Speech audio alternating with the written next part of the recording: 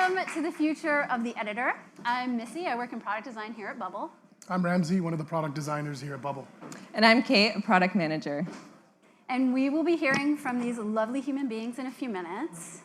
We are so excited to share with you some of the exciting work that we've been up to over the last year. If you saw that keynote, you might have seen some sneak peeks. So be really excited about the details we're going to walk through. But before we jump in, how many of you remember this? Check out that monitor. More than one? All right. Well, good for you. Oh my good night. We'll catch up after this talk. So when we look back, the mission that launched that original Bubble, that's the same mission we hold today. And that's to make technology accessible to everyone, not just the people who understand code. Now, over the last decade, especially the last couple of years, if you watched the keynote we talked, the last 2 years have really changed people's expectations of how they build and engage with technology. Over that time, our users' needs, your needs, have grown. And we have focused to work really hard on building new features and new functionality to meet those needs.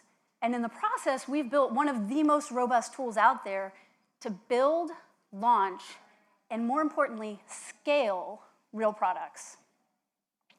Now that focus doesn't come without its challenges. We all know, we've seen it. She's starting to show her age. We've spent a lot of time building these features, and now we feel it's really important to take a step back and put the time and focus into building a really quality user experience and design Bubble so that it can scale into the next 10 years and beyond. Because like I said a second ago, and Emmanuel talked to earlier, the expectations have changed with how you interact. And we've been a part of that change. We are not without fault. We have evolved people's expectations. And we want to be there to scale you because we are not just a tool that lets you interact with code differently. We don't just kick you out there and then you have to learn the programming language to scale your product, secure your product. Bubble is programming. Yeah, I love that energy. Bubble is programming. It is a new way of interacting with technology. Like I said, we are a part of what has changed people's expectations. We do more than just the code side. We take the robustness and the power of traditional code and we apply the appropriate level of abstraction to allow you to harness that power and build real products fast. Not in months, not in years, today. So, today we're going to walk through a couple of things. This is the agenda moment. We're going to tell you a little bit about the insights that help guide our decisions, give you a peek into how we prioritize. We're going to talk about some of the changes we've been making to organization and how we've been approaching those changes. We're also going to share a deep dive, and you guys are going to be really excited about this. I mean, we'll be really excited about all of it. But Ramsey is going to share with you a deep dive into the details of the changes of the workflow tab. They're really exciting. They're really, really exciting.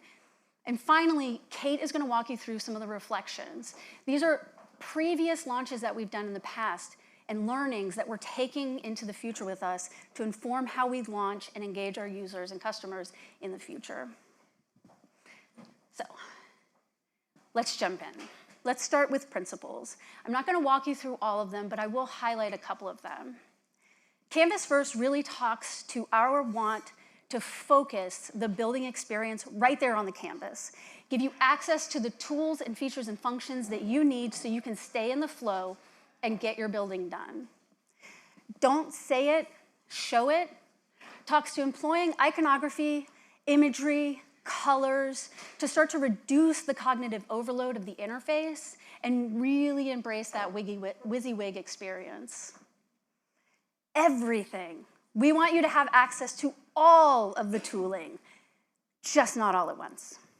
This is really thinking about how we can better defer some of those like advanced features and lesser used settings out of the main view so we can reduce cognitive overload and make it a lot easier for you to wayfind. And finally, one of our most important principles, preserving user confidence. This is a company-wide principle, but how it comes to life for the editor is really balancing our knowledge that you have a current workflow, how you navigate that tool, and we honor that. And we balance that workflow with where we want to take Bubble in the future.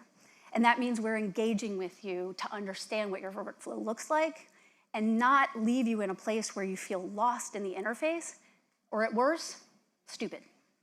Nobody wants to feel that way. We don't do this alone. With every major change we make to the interface, we make sure to engage our customers and our community. We spend time talking with you and understanding best how you use Bubble to inform our decisions, because principles alone cannot evolve this product. Every major change we make to this experience, we realize has a direct impact to our users who are using our tool every day to build their products. Do you see your faces up there? So, how does this all come together? How does it come to life? I'm going to walk you through a couple of the organization changes we've been making. You saw a preview of what the interface looks like upstairs, and you might be thinking to yourself, that's not a huge departure, and that's on purpose. So meet the refreshed Bubble editor. One of our biggest challenges is taking big swings with the interface while also maintaining a stable UI and UX that you can navigate and stay productive in. I apologize for the pillow. Let's take a quick little walk through it. In updating the interface, what we did, instead of going in and make sweeping changes and kind of doing what designers do, being a little flagrant with our decisions, we decided to approach it by tidying up the information architecture first, and then moving into logical zones that actions can grow into and naturally rest. Our first zone is all about building. This is where we've started to bucket all of your page controls, your responsive controls, and being able to access your page manager.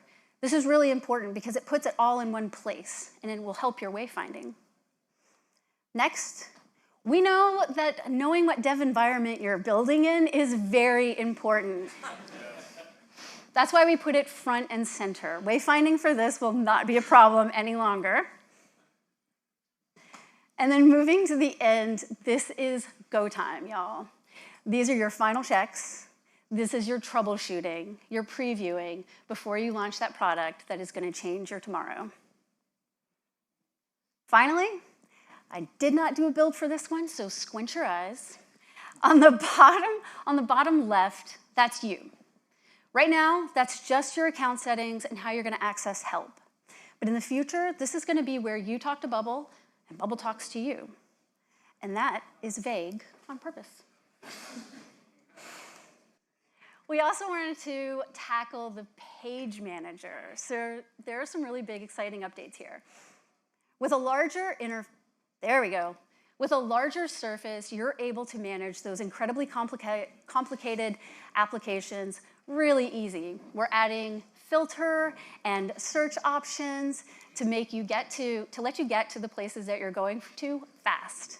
We've also made it really easy to create those new pages and views in one place, including those new mobile views that you're going to be building, and the new AI-generated pages. I'm glad you're here and not up there, listening to them talk about that. We also wanted to take a look at the relationship between the assets panel and the element tree. This one's a big one and a highly requested one. Some of the changes we've made here are about giving a larger surface area, but also creating a focus mode. So giving that element tree, which is a highly requested feature, its own surface to navigate. With this mode, you're able to move assets directly onto the canvas or directly into those layers. It's a small UX improvement, but it's also a very large UX improvement. We've also made it easier, you might have seen, to find your reusables with a visual preview. So that's really lovely.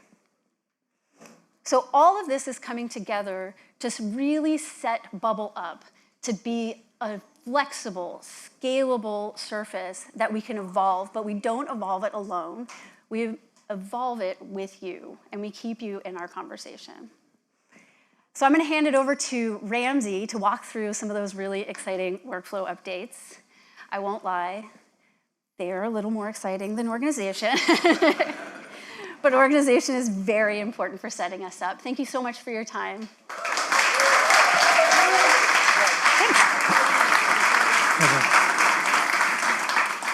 Hey everyone, I'm so excited to be here to give you an in-depth look on the new workflow editor. Again, I'm Ramsey, one of the product designers here at Bubble. And when we asked you what you wanted in a new workflow editing experience, here are some of the things that you mentioned. And to highlight one, I'd like to talk more in depth about organization. Actually, organization was one of the ones that came up candidly the most in many of the conversations I had with many of you. And I heard that it can be fairly challenging, especially as your app grows and scales, to manage and organize workflows. And many of you use various methods involving colors, naming systems, folders, and even emojis to manage that complexity.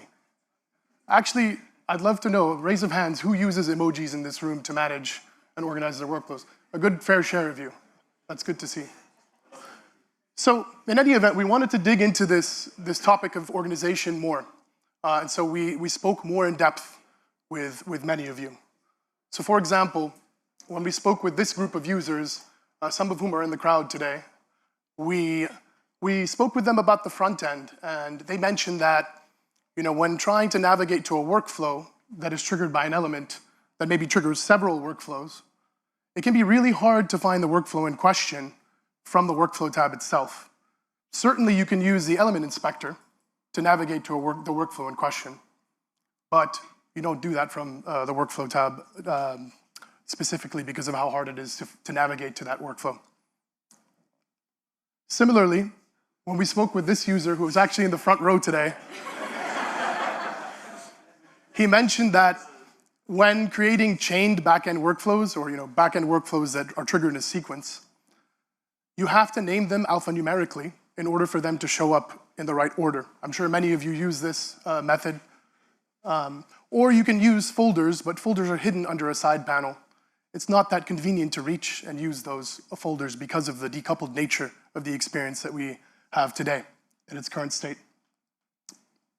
So constantly moving between the side panel to navigate and manage visibility and the canvas to edit and manage actions isn't exactly the best experience when it comes to organizing and staying in your flow. And that's why I'm super excited to be here today to give you an in-depth look of the new workflow editor.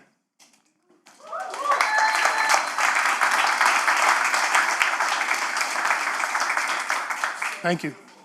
So before we dive into the details, let's just talk high level.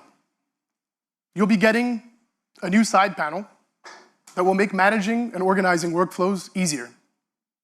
Better search and view displays so you can find what you're looking for faster. More relevant metadata so you can get context more quickly without having to click into a specific workflow. Smoother navigation, specifically for triggering workflows so that you can traverse down a chain of workflows without losing context. And this one, I think, will be a significant improvement. I'm really actually excited about this one in particular, to show that one off. Improved drag and drop, because why not? Everyone loves better drag and drop. And finally, some new collaboration tools to really streamline the way that you work with your team. Now let's dive into the details. Yeah, let's start with the side panel. So we've completely reimagined the side panel so that you can create folders seamlessly. Now you can create folders inline and rename inline. And to move workflows from one folder to another, it's as simple as dragging and dropping them from one to the other. Plus, if you right-click on any workflow, you can move or access the context menu to move a workflow from a folder to another. And when you hover on a workflow, you'll get additional details about it, like its event name, its full conditional statement, a preview of the triggering element, And soon, I'm excited to announce that we'll be adding author and last updated date and time.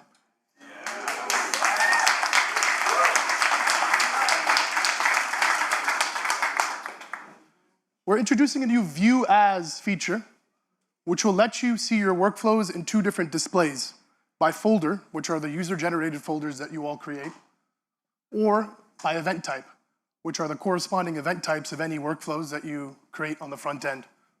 What's nice about this is that you'll no longer need to use the inspector or element inspector to find your workflows. You can use the workflow tab to drill in to a corresponding event type and look at all the workflows grouped naturally by their corresponding event type. I'm really excited about this change, and I'm hoping that it'll make it easier to get context quickly and find what you're looking for more quickly. Now let's talk a little bit about the back end. I know I'm not the only one in the room today that has trouble finding back-end workflows or even getting to it. I mean, even with a convenient or reasonable number of pages and reusables, that back-end workflows button is hidden beyond the fold in the page manager. That's why I'm pretty excited to let you know that we're going to be moving back-end workflows into the main navigation so that it's much easier to reach and use.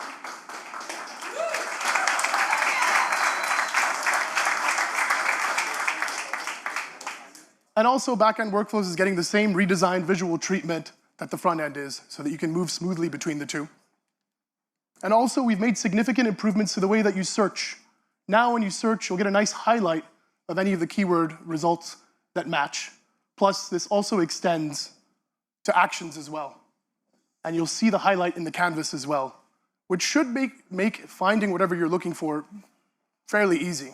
So I'm excited about that. Now, let's touch on navigation. So we've heard from many of you that it can be hard to move between a workflow that triggers another workflow, or even a chain of workflows.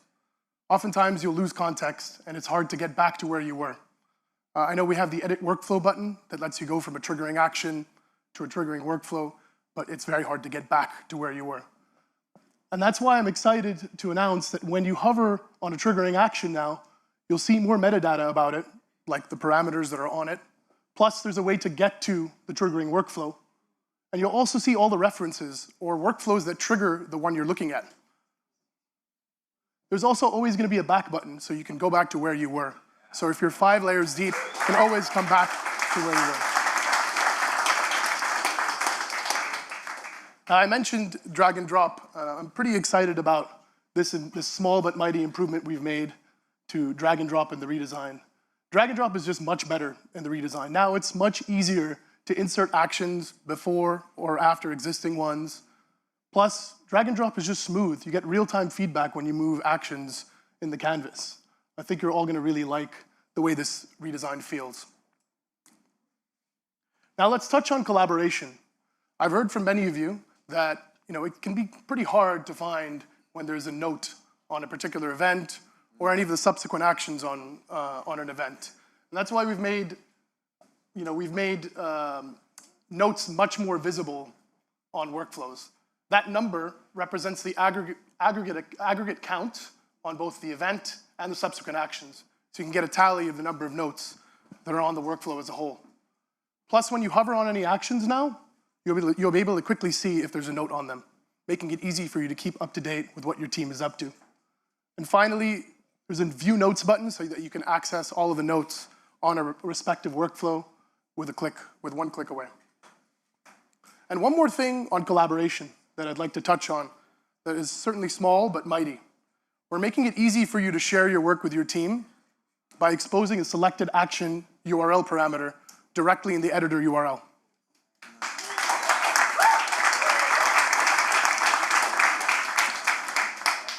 This means that the next time you want to share your work with a teammate, all you have to do is copy and paste your editor URL, and they can be taken directly to the specific action you are working on. So now that should very much streamline the way that you collaborate with one another, and likely get rid of the need to do a bunch of documentation and take a bunch of screenshots, as many of you probably do today, I would imagine. I just want to recap some of the things that you'll be getting and some of the key improvements you'll be getting in the redesign. A new side panel, view display types, improved navigation, specifically for triggering workflows, much better drag and drop, easier to get context through richer metadata and various other ways, and finally, just better collaboration tools. I'm really excited about where we go from here. I think all of these improvements set us up nicely for the future. And this canvas-first approach, I think, will lay the groundwork for us to build a more powerful and expressive logic layer for Bubble and for all of you to leverage. And I think this redesign sets us up fairly well to introduce sought-after features like conditional branching, loops, and parallel and serial processing. Really excited to see where we go from here. And thank you so much for your time. I'm going to pass it over to Kate to close this out. Thank you.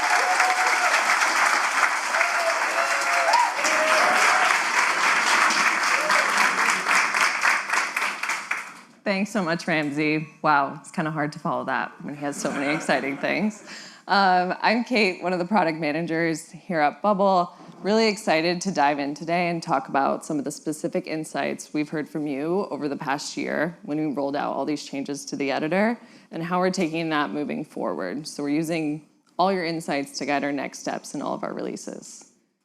Now, over the past year, we've heard 3 consistent themes from you, our community. The first is that you want a better understanding of how and when we make investments into our editor, understanding why we're making prioritization decisions, and making sure that they're top of mind for you.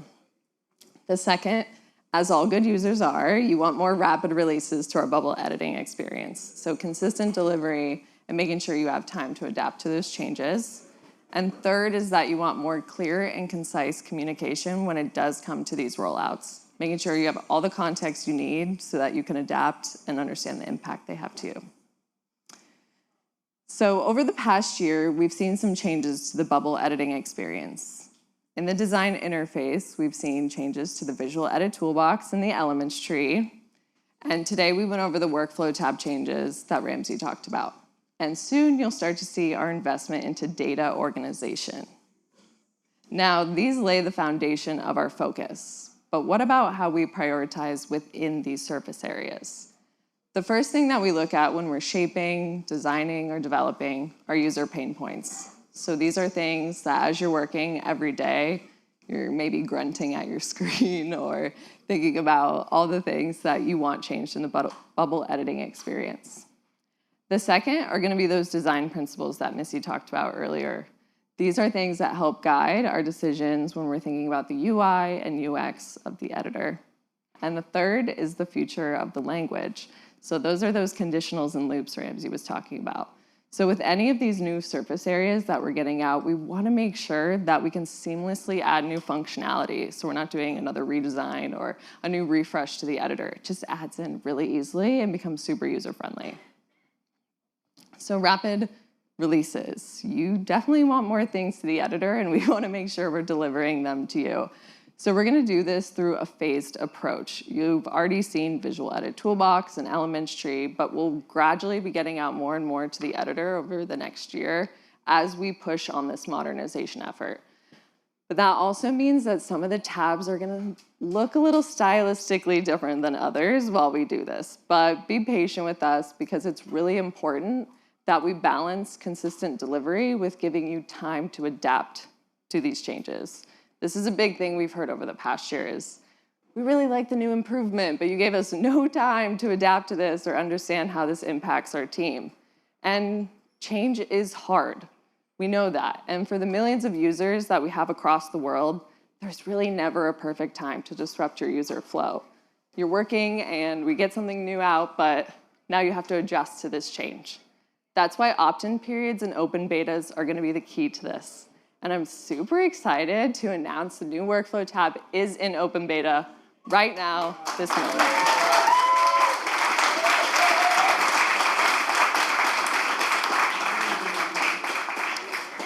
So what does this mean? You can opt in, opt out to this new experience as you're getting used to it, understanding its impact on your workflow. You'll have time to get used to and adapt to this change, as well as working with your coworkers, your colleagues, your collaborators, making sure you're all on the same page, and your clients. You want to make sure that everyone is well adjusted to this as we iterate on our way to GA. So check this out in the editor.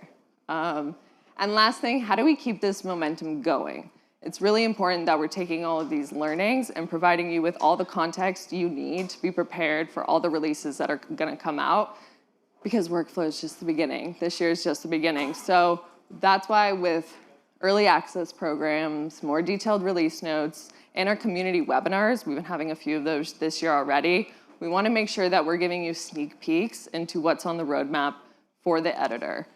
The beta program is huge and vital to this experience. The beta program is gonna help us iterate and hear your feedback. It's really important that you have a voice in the future of Bubble. So use the QR code, sign up for the beta program, and we're really excited to hear feedback on the new workflow tab. Thanks, everyone.